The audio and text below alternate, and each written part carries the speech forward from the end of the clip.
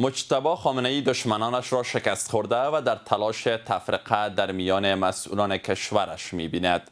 ترامپ توافق را بهتر از نابودی ایران می‌داند و عراقچی گفته که وضعیت نظامی ایران بهتر از قبل است. اسرائیل و لبنان به آتش بس موافقت کردند و تل‌آویو آن را شامل خلع سلاح حزب الله و محکومیت دخالت منطقه‌ای ایران می‌داند.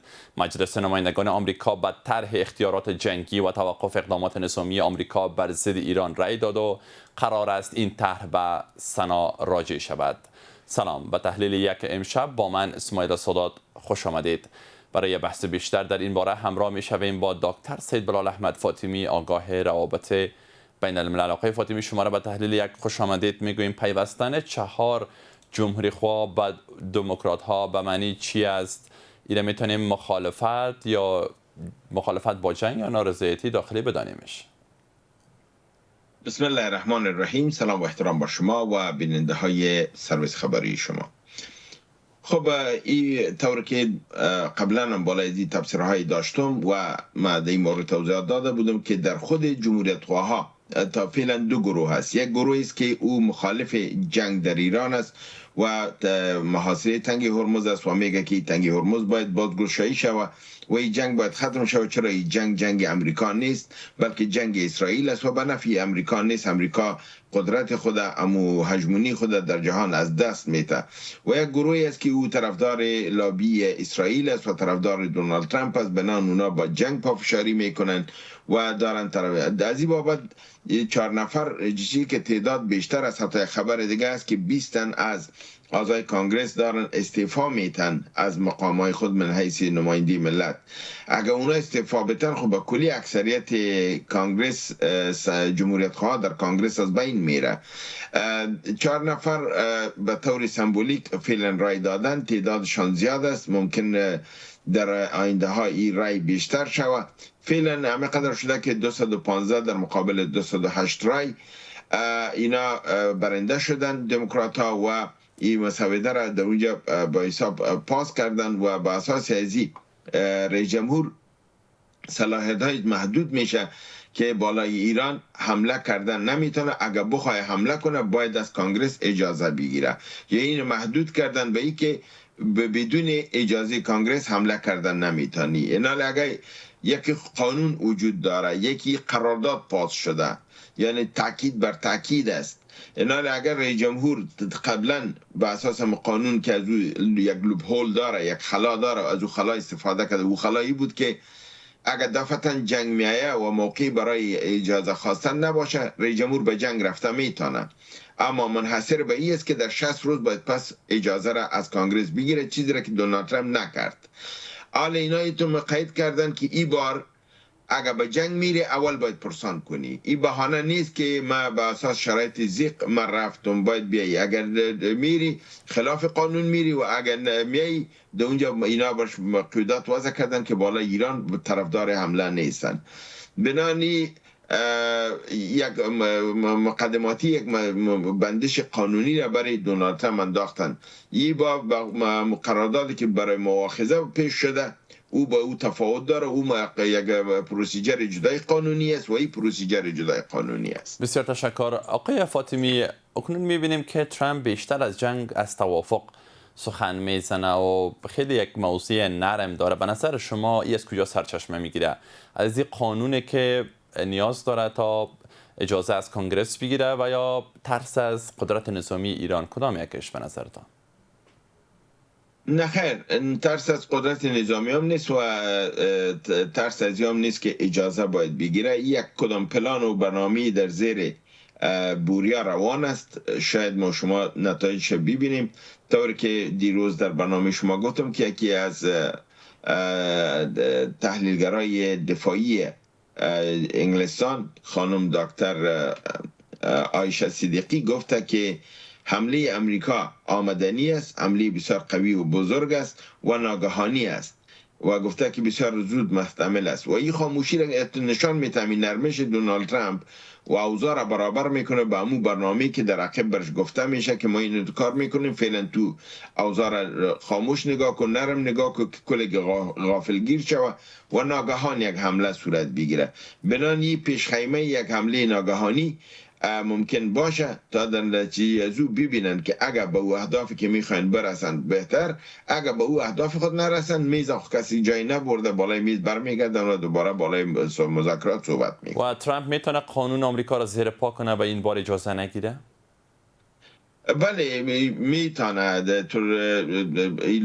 چیز داره، لوپهولا داره، یعنی امو خلاها در قانون وجود داره. یکی از چیزایی است که رئیس جمهور صلاحیت فوق‌العاده داره، میتونه ویتو کنه بعضی مسائل که ما بیره بایپاس میکنم و میرم و بعدا جواب زیر باز ما میتونم.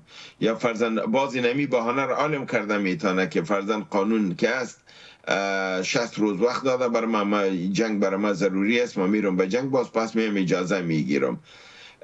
این قرارداد که چون هنوز شکل قانون نداره، قرارداد با آسانی پاس کرده میتونه. این امکانات داره در قانون، اما در این حال چون سمبولیک است، قانون وجود داره و قرارداد پاس شده، یک فشار اخلاقی را بالای رئیس جمهور میاره که این کار باید نکنه. معمولا رئیس جمهورها نمیکنن، در حالت جنگی کار نمیکنن، اما وقتی که میبینن که دیگر راه نمیداشته باشه و یک راه فرار میخواین، رئیس جمهورهای امریکا همیشه وقتی که یک مشکل خود میخواد حل کنه به یک جنگ بیرونی دست میزنه و تا بتانه بر خود یک راه فرار پیدا کنه و این کار بارها شده، در 200 سال گذشته این کار شده.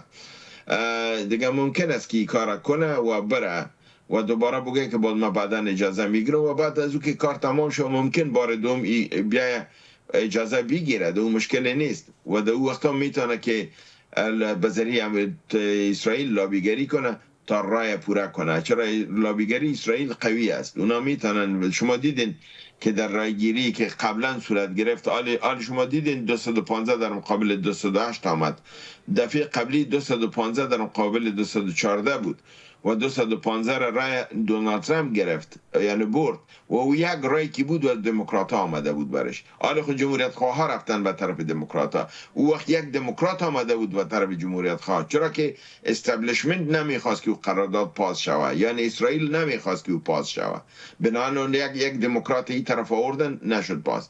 این دفعه حتما اینا استبلیشمنت کدام برنامه داره، این رای به این طرف آمده، فعلا حالت تعلیقی است، برنامه خود تطبیق میکنن. ما شما یک چیزی را در این روزا خواهیم دید.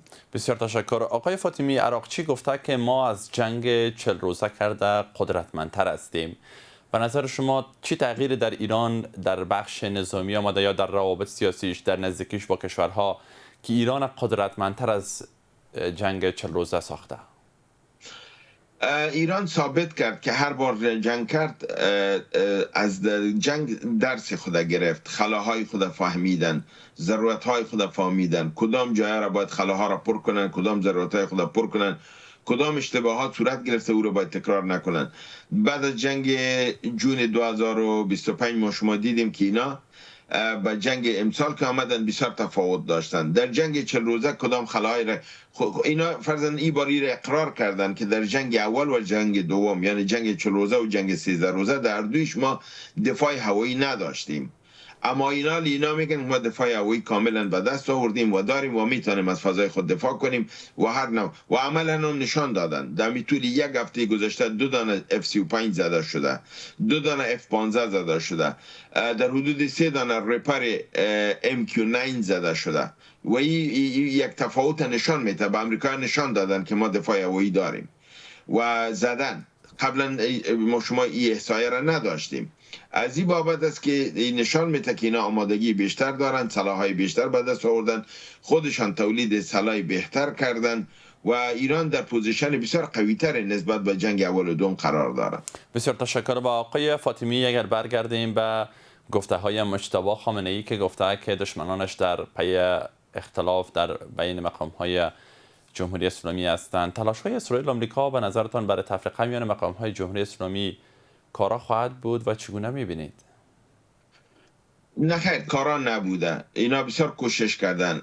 قبل از آغاز جنگ هم شما دیدین جنگ به حساب اطلاعاتی که با ایران بود، تبلیغات کافی صورت می گرفت، کلیپ ها را جور می کردن، در میدیای بین المللی را نشر می کردن، به تمام چینل های دنیا پول می دادن و به نفع پهلوی تبلیغ می کردن به ضد جمهوری و می گفت که ملت استاده از قیام صورت می گیره، رهبرا کشته میشن و این حکومت سقوط میکنه. باز شما دیدین که اینا در داخل اسلحه تیر کردن، افراد تربیه کردن، در حدود 30,000 انسان اسرائیل و امریکا کشت در ایران و تهمت شبالای نظام انداخت تا نظام تضعیف کنه. اما چون حقیقت نداشت، از این بابت شما دیدین که جایی را نگرفت.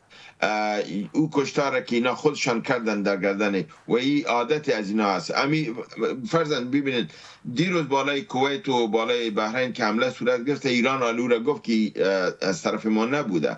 ما ترمینال میدان هوایی کویت ما نزدیم، یعنی پایگاه نظامی اینا میگه ما زدیم، ما ترمینال نزدیم. معلوم میشه که ترمینال خود اسرائیل و امریکایی‌ها زدن تا تهمت بالا ایران بیارن و برای خود راه جور کنن برای یک حمله دیگه و همچنان کشورهای عربی را برای ایران پرووک کنن، مشتعل بسازن تا اینا بیان حمله کنن. و الحمدلله پلاناشون خونسا شده میره. کوشش از اونا از شما دیدین که احمدی نژاد طور نشان دادن که این موری ما بوده و ما میخواستیم میره بشانیم خامنه‌ای که از بین نظام تغییر میکرد.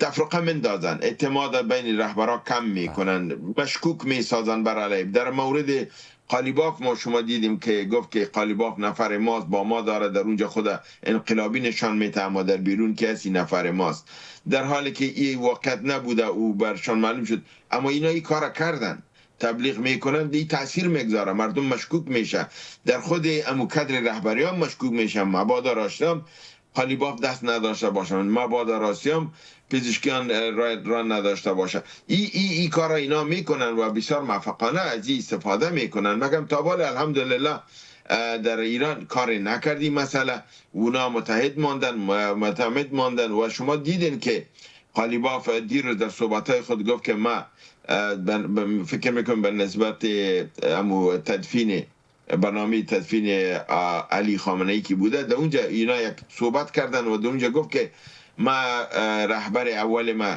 علی خامنه ای بود و رهبر بعدی ما که بیعت برش میکنم، کلمه بیعت چیز کرد، یعنی دهن دشمنا را شکستان، چرا که اونا میگفتن که در بین نفر ماست. اما ای آمد اعلان کرد که ما با مجتبی خامنه ای به امور رقم پابند و پایدار هستم مثل که به علی خامنه ای بودم. بنابراین خود به خود صفا را مستحکم میسازه و دشمن ناکام میسازه. تشکر.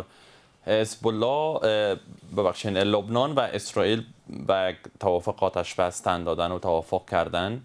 در این میان بعض شرط‌های را اسرائیلیان گفته که شامل از این میشه یا آتش بس که حزب الله باید خلع سلاح شود و همچنان دست ایران از دخالت در امور منطقه‌ای باید کوتاه شود. به نظر شما ابتدا خلع سلاح حزب الله ممکن خواهد بود و ایران دستش کوتاه خواهد شد از حزب الله؟ نه خیر، این چیز به کلی خواب است که اینا میبینن. اگر حزب الله خلع سلاح شود، فکر کنین که لبنان کاملا تسلیم اسرائیل شد و مثل غزه واری جز اسرائیل میگرده. بنان بودن حزب الله در لبنان، حزب الله است که باعث بقا و نجات لبنان شده. اگر این حکومت وقت تسلیم است، شما میبینید که جوزف عون که است و نواف سلام اینا کلگی به حساب فرو رفتگی هستند، پایشان لغزیده و اینا شرایط را که اسرائیل پیش میکنه او را پذیرفتن. اونا میگن که ما حزب الله را خلع سلاح میکنیم، خود ما اسلحه را قوای خود قوی نمیسازیم، اسرائیل که در منطقه کدام کارایی را میکنه و در مقابل از او ایستاده نمیشیم.